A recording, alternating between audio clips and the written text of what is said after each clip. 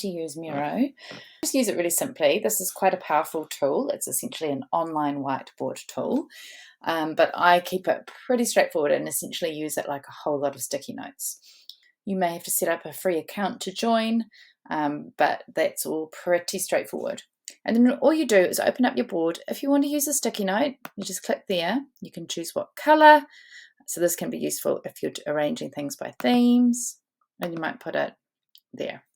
Now then you can just type scene or chapter 1 and the title, or if you are, let's call it how to run, or if you are doing a memoir, maybe memoir ones, and you might have the opening scene is lying by the pool. Okay, I'm just making that up, okay? Now if you want to do another one, you can just click there, change the color, you can drag and drop. Oh, there you go. You can move them around like that. You can stretch them to get them bigger or smaller. So if you're arranging your book by themes or ideas, you might want to have columns like this, and you have them all in the same color. Or you might want to create a timeline where you have, say, this event leads to this event, and then we have these things along the way. So you can do it however you want to do it. You just click on those little circles there to join them up. And you can add text to things. You can just add text here. So I might say book timeline. If that's what I was doing, that might be my heading. It will go on, it'll keep on going to the right, keep on going to the left.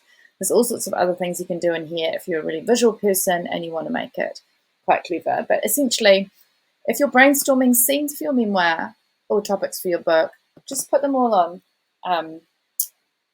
on sticky notes. So your themes here might be, I don't know, how to run, finding the right gear,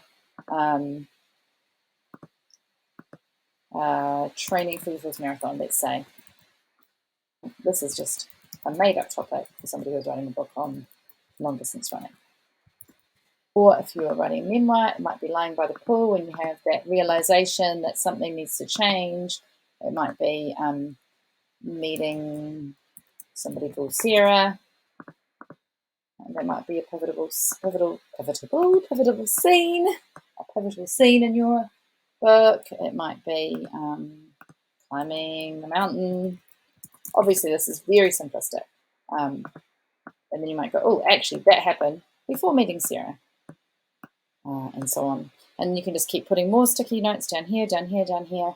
It's really just a visual whiteboard tool for you to brainstorm all the things you want to include in your book, whether that's topics for a how-to book or events for a memoir book, and then dragging and dropping them until you get the order. And you can keep on building on this as you go through. We'll be refining these in another exercise, so don't worry about having this perfect. This is purely an online version of brainstorming. Use it if it speaks to you. Don't use it if it doesn't. If you end up with too much text, you can just stretch them out like that, and you can change the size of the sticker. You can link to things. If you want to link to a blog or something like that, you can label them. You can do all sorts of clever stuff, but we'll just leave it at that. So that's a very simple introduction to Miro.